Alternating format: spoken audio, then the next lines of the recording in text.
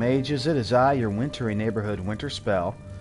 I know it is the day after Halloween, but we're trying to see if this works today. Yesterday I tried 4 times to stream, and it would not let me. It said the service was not available at this time. So we're going to really hope that it works this time. See if we get past that 30-second mark. Hey? Hey, looks like it's working! Alright, so as promised, here is our Hallowstream special. Kiva, glad you could join us. Again, very sorry I could not get this out yesterday. Again, the service was having issues. I tried 4 times to stream. It would not get past the 33-second mark. So, here's what's happening in this special. Since it is our Hallowstream special, and yes, I like that, I decided to discuss Necromancy. So, first off, what is Necromancy? This is a magic that, of course, we have seen in our real world. It is the reanimation of dead bodies to serve the caster's bidding and the manipulation of life forces. So, many people have been accused of necromancy in real-life conditions. Usually witches, warlocks, wizards, all that stuff. And, of course, people throughout history have been incredibly terrified by it. Necromancy is usually considered a taboo in many... honestly, most societies would find necromancy to be a taboo because usually the dead are honored and protected. Especially in cultures that practice ancestor worship. Now, in Elder Scrolls, necromancy is quite similar to real-world conditions, where it is often considered taboo. Not a lot of common people on the street are going to be going, yeah, no, that's fine if my neighbor Ted's a necromancer. I don't mind about that. So, the kind of history of necromancy in the Elder Scrolls, it wasn't incredibly prevalent. In the Merethic era and the First Era, honestly the Merethic era, really, magic was ambiguous. Magic was something that people were still figuring out. The kind of schools of magic we know today, like conjuration, mysticism, alteration, blah, blah, blah, blah, blah, they were not really as fleshed out yet. One of the groups that made the biggest strides in magical research was the Psijic Order, which we actually encounter in the College of Winterhold questline in Skyrim. They are a very secretive order that really only appears during really important parts of history where they may be needed.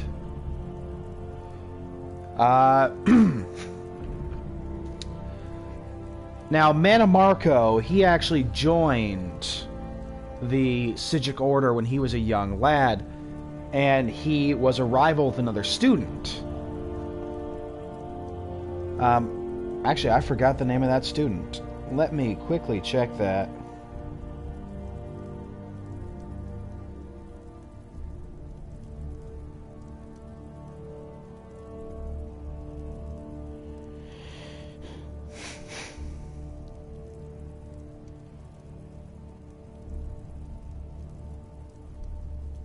Ah!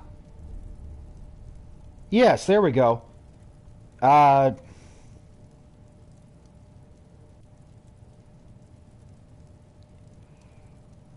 Vanus Galarian, the founder of the Mages Guild. So Mannimarco became a necromantic icon, and he actually did achieve lichdom. A lich is an undead wizard who feeds off of souls to stay alive, technically. And Mannimarco, through the use of a dragon break, actually managed to become a god. The necromancer's moon, the god of necromancy. Now, quick refresher for those who do not know what a dragon break is. As you probably know, Akatosh is the god of time, and he is often represented by a dragon. So a dragon break is when time has been fractured. For example, I believe it was the Warp in the West, which was part of the events of the Elder Scrolls II Daggerfall. It was created to explain the multiple canon endings that the game had. So a Dragon Break is when multiple things can be true at once. For example, Mannimarco became a god during the Dragon Break, but he also didn't, which is why we encounter Mannimarco's mortal form in Elder Scrolls IV Oblivion at the climax of the Mages Guild questline. So he is both a god and still just a normal lich because of the Dragon Break and made multiple things true. We actually encounter them in Ideal Master. They appear as large soul gems, essentially. They were a group of mortal necromancers that carved out their own pocket of oblivion, the Soul Cairn, which we do encounter in the Dawnguard DLC, and they're the ones that people are sending souls to when you're doing enchanting. Now, how is necromancy viewed in the Elder Scrolls universe? I know we're just walking around. We will show you the necromancer build, but we're also discussing what is necromancy while we're here, so bear with me. Also, we're showing off our vampire house here. It's sexy. So how is necromancy viewed? Technically, necromancy in the Empire is not illegal. While it is not looked well upon, necromancy is, as I said, considered very much taboo, and people hate it. I mean, like I said, any average Joe you meet on the streets of most of the provinces, they're going to go, yeah, no, necromancers are incredibly evil, I hate them. See if my daughter's in here. Nope. I love that the child's doll here is a vampire, and the practice dummy is a Dawnguard soldier. So, as I said, necromancy is not technically illegal. However, in the Third Era, when Archmage Traven became the Archmage of the Mages Guild, he did outlaw necromancy in the Mages Guild, and it's often commented during the quest, and when you speak to Mage Guild members, it's often commented about Archmage Traven outlawing it, and how a lot of people left over it. So you'll typically find necromancers off in caves, out in the hills. For example, in Falkreath, there's a chicken mancer who has an altar where he is, raising chickens back to life.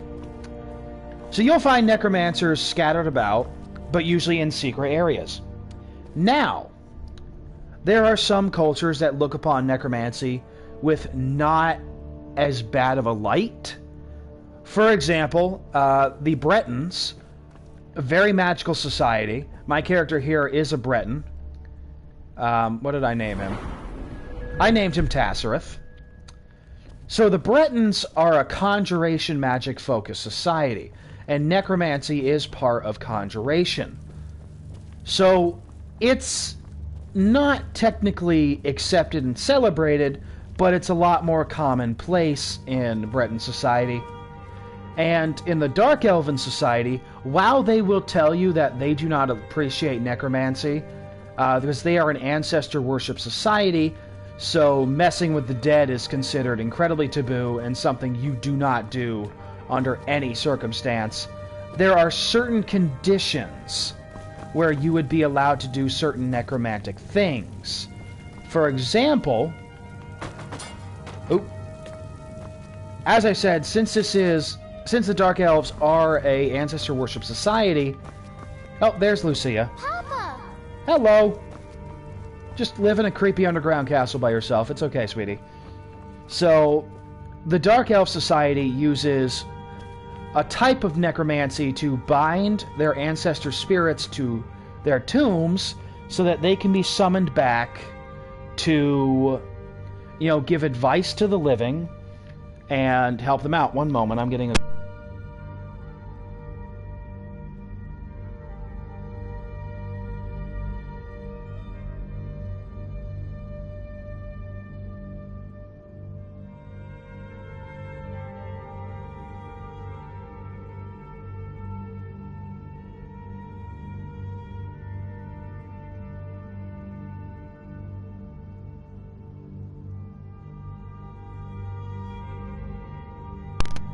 Terribly sorry about that.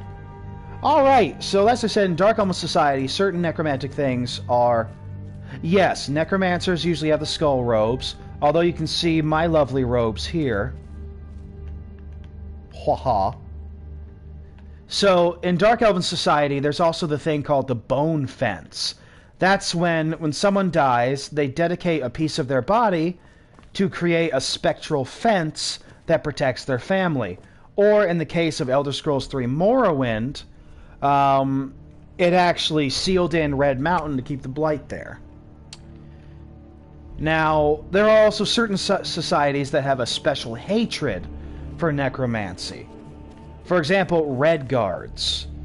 So they have an absolute distaste and just fear and disgust of conjuration magic, necromancy especially.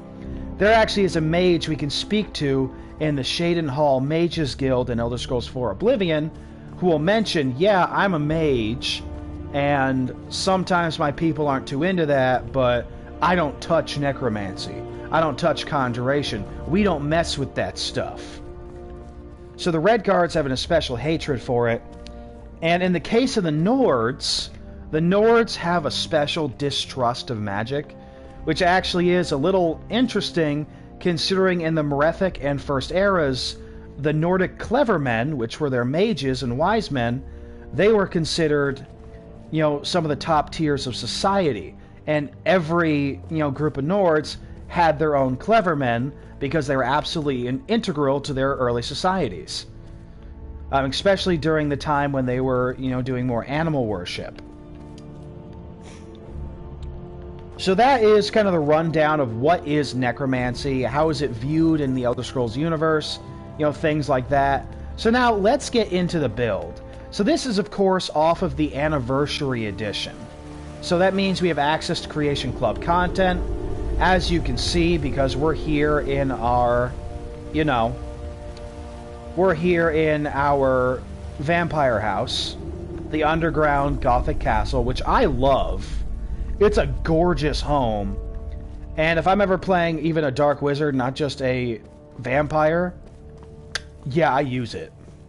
Now, I did not choose to be a vampire for this run-through. I just did not see the need. But we got some good stuff. First off, let's look at our gear. I like to carry a staff or two with me just in case. So we got here the Staff of Hasadoki. It essentially has the same effect as Unrelenting Force. It shoots a ball of Unrelenting Force at the opponent. When not attacking, it creates a ward for 40 points. And if the target dies within 60 seconds, it fills a soul gem. So great defensive staff to have.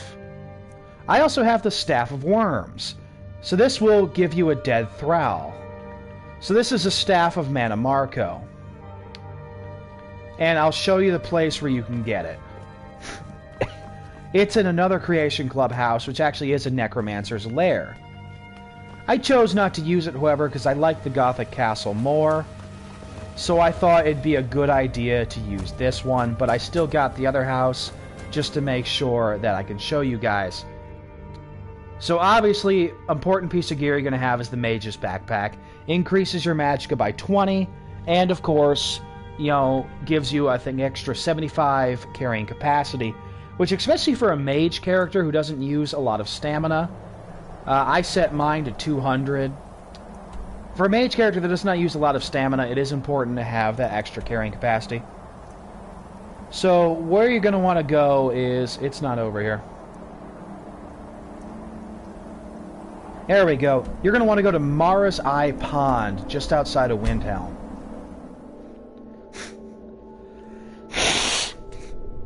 Now, other Creation Club houses do have a quest that leads you to them, like the Guests for Dinner house, which gets you the castle.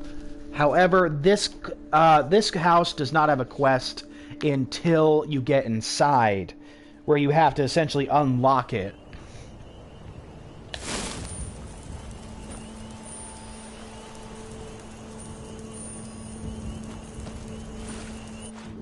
Alright, here's the house over here. Gallows Hall. As always, check out the houses in the Creation Club. They really are amazing. And Creation Club has really enhanced Skyrim.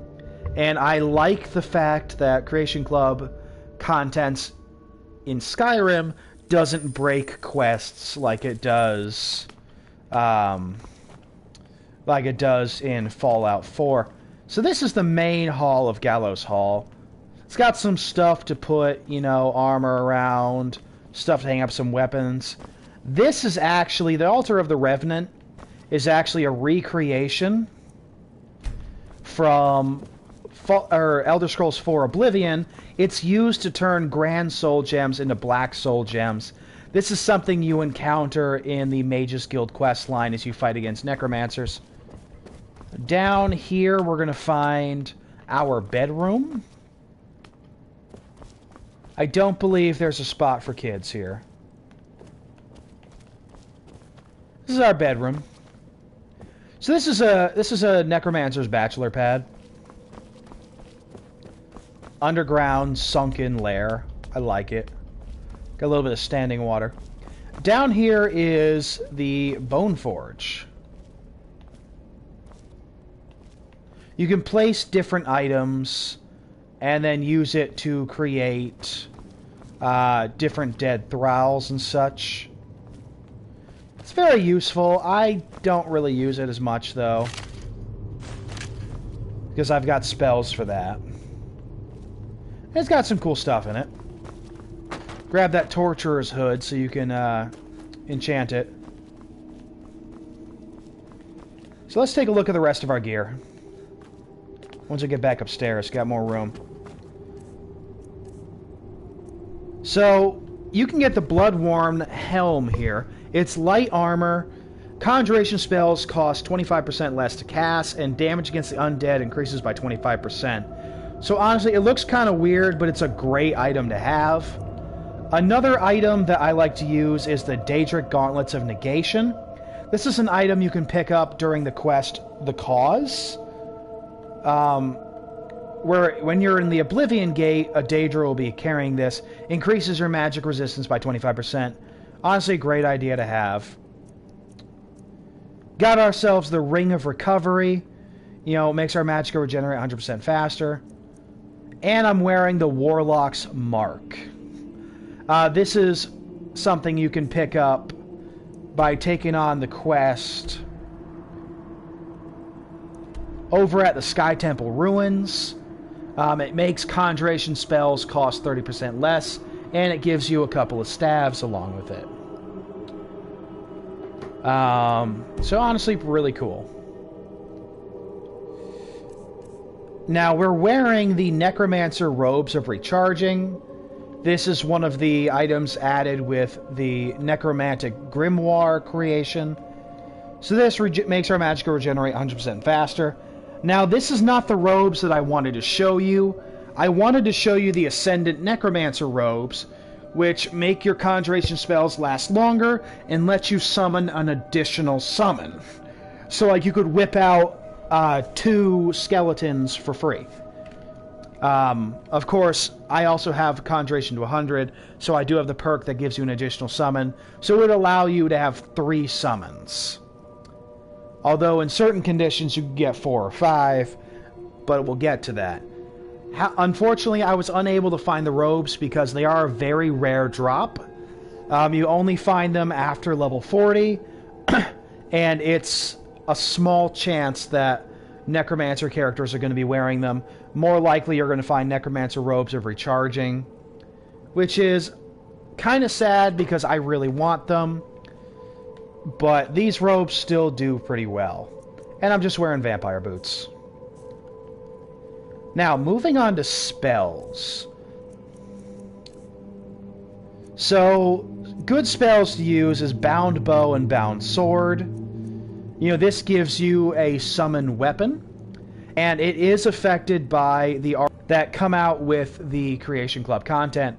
We've got Conjure Ancient Death Priest, Conjure Aelid Lich, Conjure Bone Colossus, Conjure Cursed Spectre, Conjure Haunted Spirit, Conjure Skeleton Champion, Skeleton Marksman, Skeleton Minion, Skeleton Warlock, Conjure Tomb Guardian, and Summon Daedric Horse.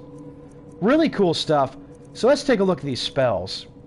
First, the Ancient Death Priest. This is a master level spell. You summon an Ancient Death Priest that wields powerful magic and commands the undead for 120 seconds. When killed, it splits into 3 tortured shades. Now let's take a look at this. As you can tell, it's a master level spell by the animation. So here's our Ancient Death Priest. It looks really cool. And I have used this in combat.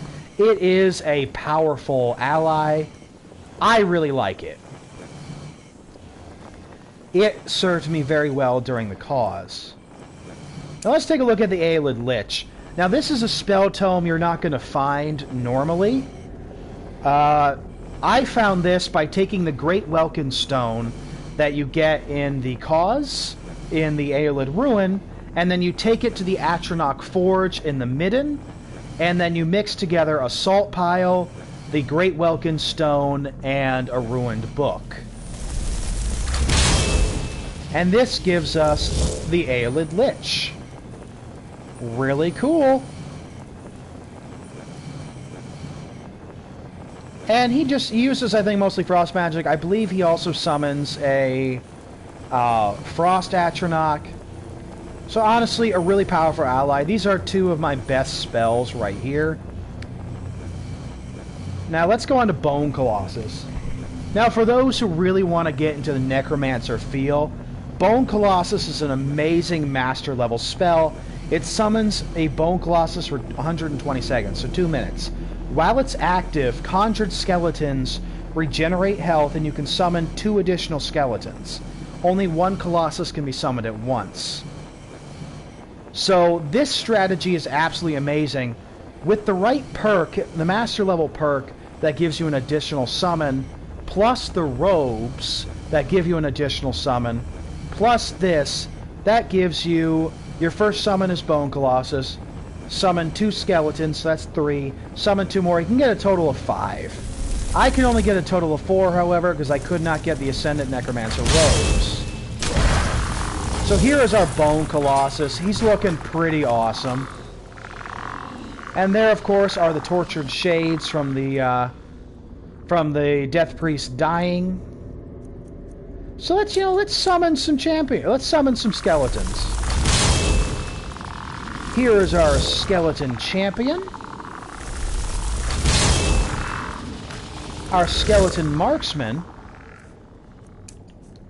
Our basic skeleton minion.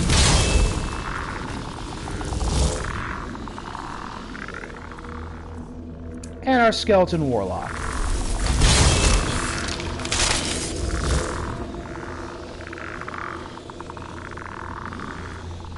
So I really do love the fact that you can summon a lot of things once you get this stuff going.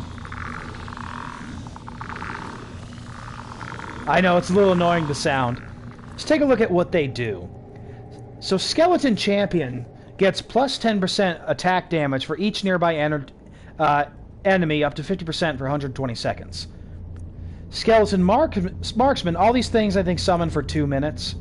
Marksman gets an arrow that weakens foes. Minion is just your basic skeleton minion. And Warlock is shock magic user. Let's move on to the Haunting Spirit. So this summons a Haunted Spirit for 120 seconds. When killed, the spirit steals 10 points from the skills of its killer and transfers it to the caster for a short amount of time. So here's our Haunting Spirit. I think she uses frost magic as well. She's a pretty good spell. And this is our Tomb Guardian. This is a pretty good physical attacker that's going to wreck a lot of stuff. Next we have Necromancer's Ritual. So this is a great adept level spell. You regain 30 health and magicka every time a friendly conjured or reanimated minion dies for 2 minutes. So this is great to cast in a battle situation. Especially once you get the perks and items needed to increase your level of summons. So it's good to combo this with For example, your Death Priest, that if it dies, it'll get you more minions. And next we have Soul Split. So this sacrifices a friendly conjured spirit or reanimated minion to summon 2 Sundered Shades for 60 seconds. So you can also pair this with Necromantic Ritual.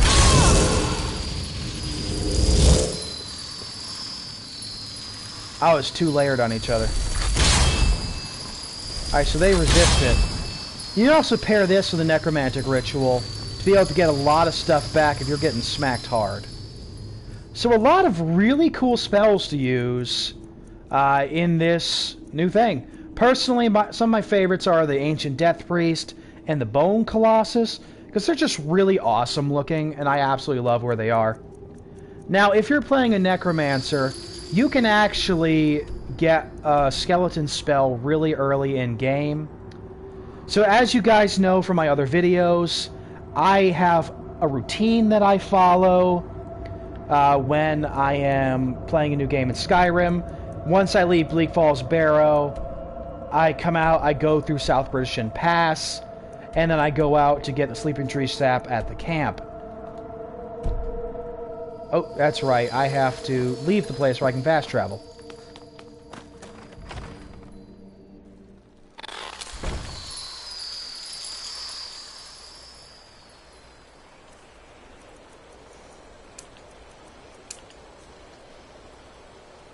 Alright, so let's head to South Britisham Pass, and I'll show you where you can get your first skeleton spell really early in game. Oh yeah, there's enemies.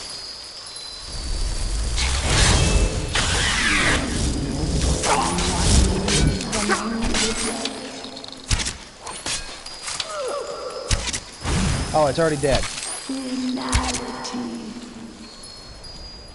Oh, that is not the spell I wanted to call out. There we go. Alright.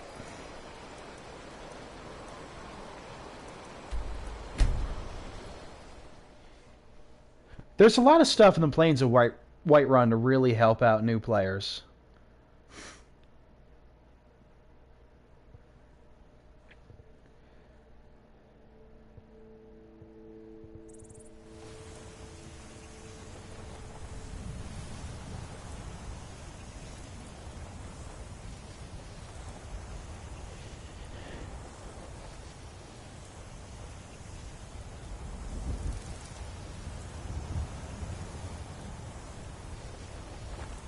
Alright.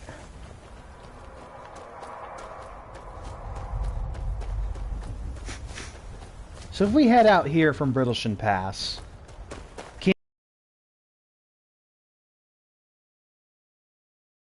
where we're headed.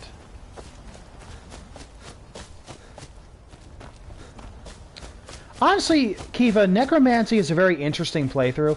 It used to be incredibly weak, but with the addition of the Necromantic Grimoire in the Creation Club, it's actually become a really powerful class to play in Skyrim. Alright, so on top of this hill here, you can see we're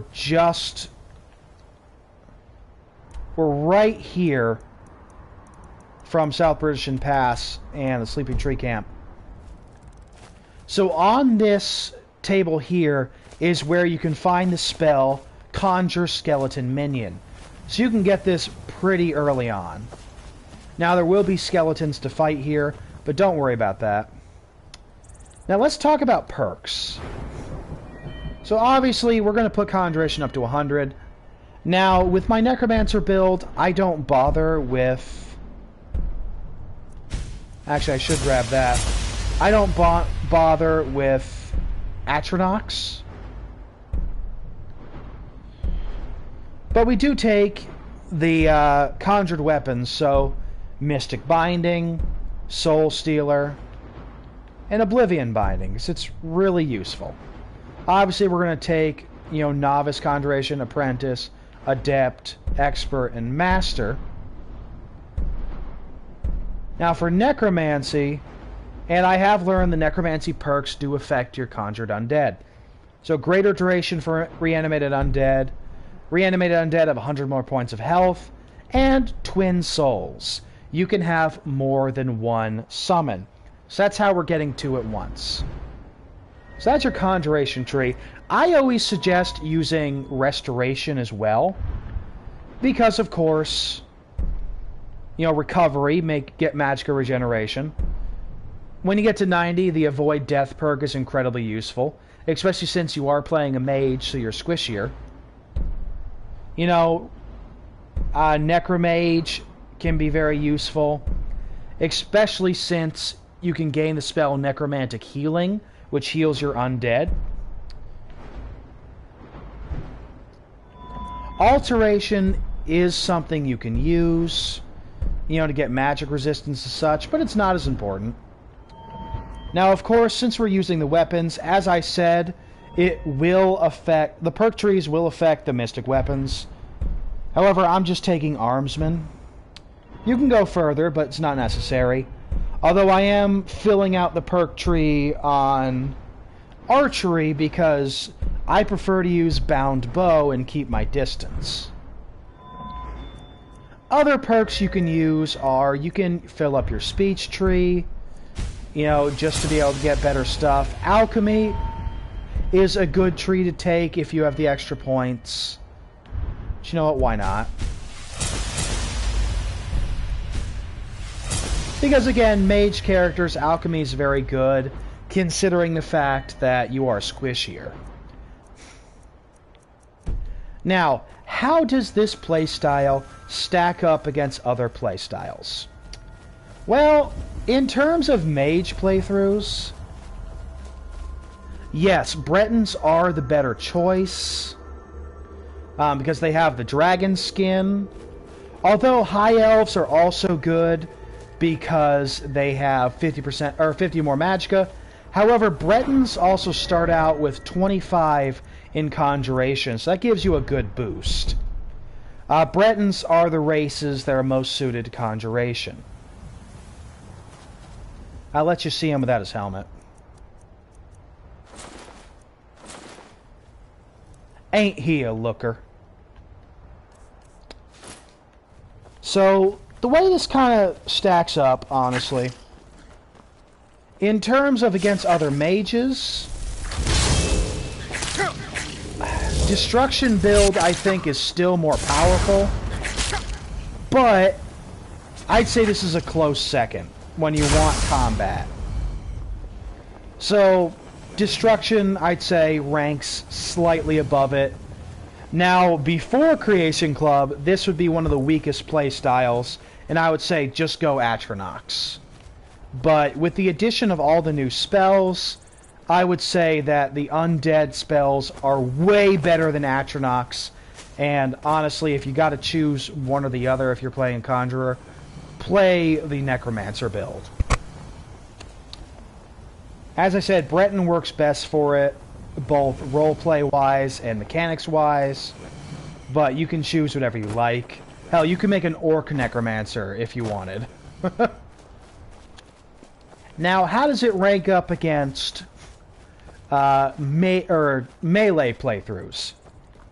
Well, I would say the Necromancer is better crowd control, and oftentimes if you're playing a pure melee build, I often say, you know, keep a mage as your follower. Oh, hi there.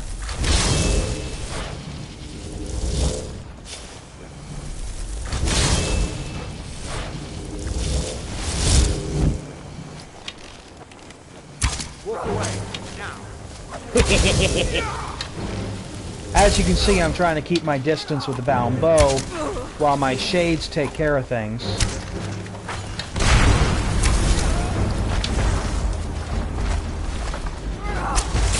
The best part is, of course, our Aelid Liches will summon Atronachs, so we're getting multiple summon things.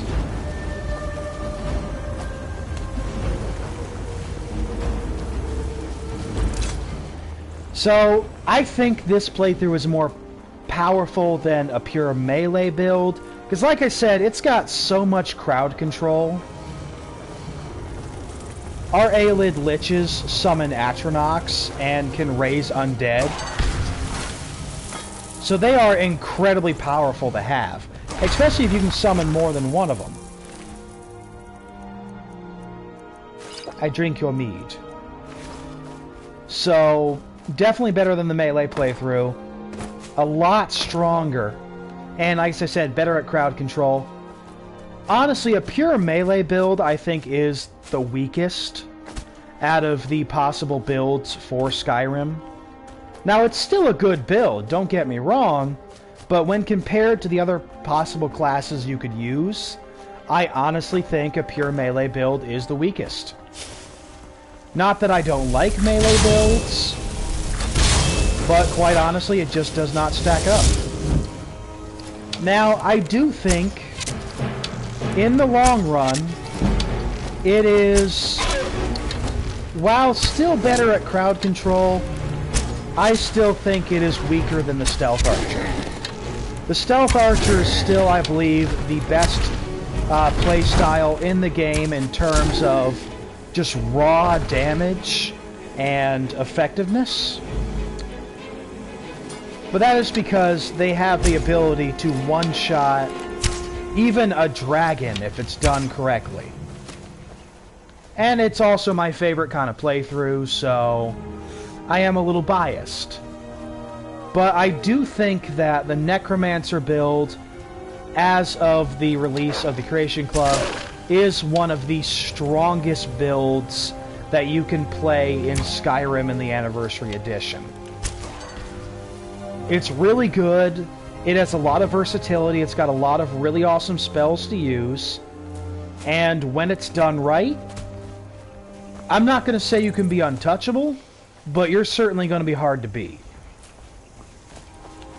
And again, I really suggest focusing more on the bound bow, just because it does give you that range, and you could even make yourself a Stealth Archer Conjurer, using, of course, the Sneak Tree and using Illusion with Quiet Casting. So, Conjuration Wizards, you can end up making them a pure melee build, you can make them a Stealth Archer build, you can make them a pure Mage build. It's, quite honestly, I think one of the most versatile styles you can do, because there's simply just so much that you can. So, in my opinion, the Necromancer build is one of my absolute favorites. I will put it up in my top 3.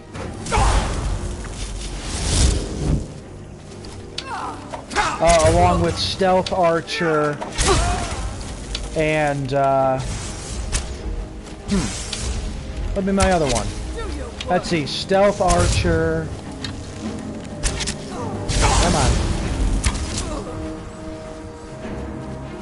And you know what? Two-handed weapon. Because those are fun. Personally, bows are one of my favorite weapons in the Elder Scrolls. I absolutely love them. I was so glad for the addition of the crossbow, because it gave a really cool bow to use for pure melee builds. Now, the weaknesses of this build are, one, your conjured weapons will go away. However, you can also, if you want to invest in smithing, you can also choose to use actual weapons. For example, I've got Torment in my inventory just in case. Also because I haven't really found someone to sell it to yet. So, and I've done that before, where I got my smithing to 100, and I was using Dragonbone bow and a Dragonbone sword, along with my conjuration spells, and that was powerful. It did eliminate the weakness of the weapons disappearing. However, it did take away the ability to, have all your weapons automatically have Soul Trap and be able to banish Conjured Daedra. Which is, incredibly good. So for this playthrough, I chose to keep the conjured weapons. God, Whiterun is beautiful. I love it.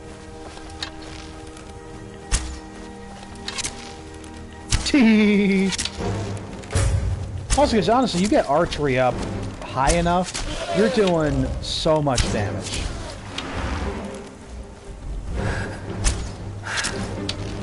And for that reason, I did bring my conjuration up, or my stamina up to 200, just because I wanted to have enough stamina to be effectively using weapons. However, magicka and health were more important. So after I got my stamina up to 200, I just put everything into health and magicka. So all in all, this is a great playthrough. This is a style I think you'll really enjoy. Like I said, you should try to get the Ascendant Necromancer's robes, but they are a really rare drop, and they only show up after level 40. We're level 54, so we could find some. But unfortunately, I just didn't find any this playthrough. Which is very unfortunate, but it's okay. We'll deal with it. And the Necromancer's robes of quickening are a great substitute.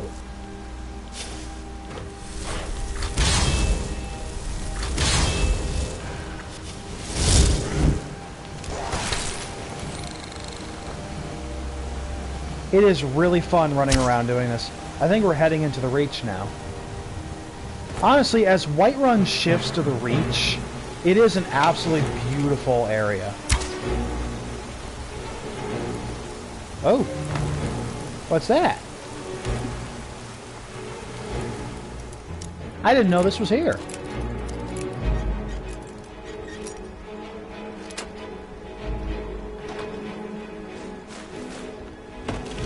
Not bad. Hey, kitty, kitty. As you can see, the bows really do get powerful. I'm one-shotting a lot of stuff.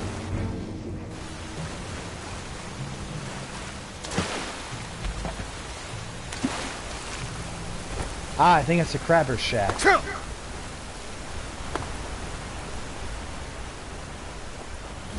Honestly, dude's got a nice little house. I like it. I mean, I'd still put in some doors. You know, just because there's a bandit camp right there and wild animals. But kudos to the Crabber. I like your shack, man. God, I love Whiterun. And like I said, we are here as Whiterun starts to transition to the Reach. And I love the Reach, too, because it's really pretty. Although we're not too far outside of Morthal, either. So Morthal, Whiterun, and the Reach really do kind of, you know, start to go together. I like it. But yeah, so that is our Necromancer build. I hope you guys really enjoyed it.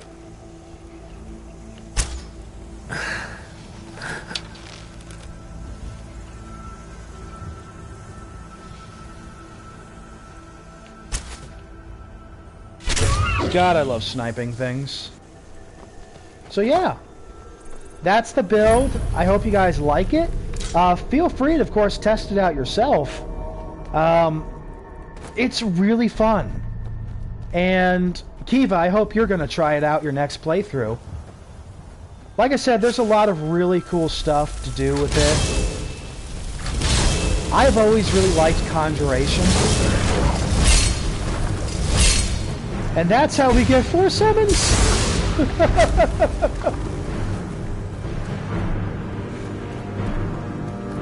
So a lot of fun. Like I said, try it out your next playthrough. You know, really get into it.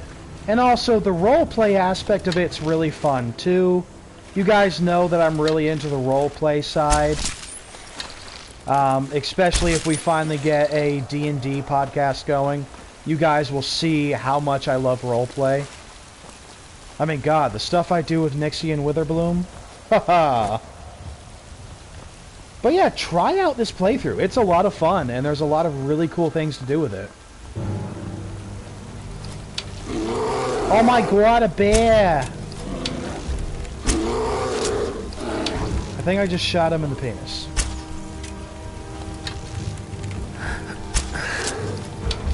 No! Anti-bear maneuvers! Buddy, if you just stand there, you're gonna die.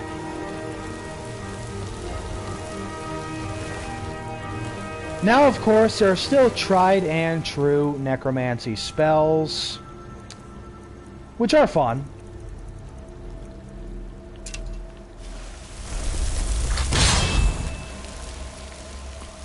But I really prefer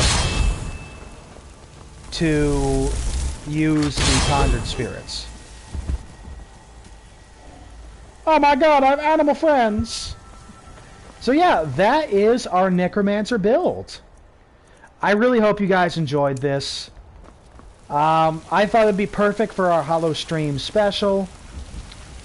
And honestly, I enjoyed putting it together. I think I should probably do more build videos. I think that'd be a really cool thing. You know, do something like Fudge Muppet's been doing. So, I have been called into work. So until next time, this has been your Winter Neighborhood Winterspell, reminding you all to stay frosty. I love you very much, and my God, am I hungry. So stay frosty. I will see you in the next video.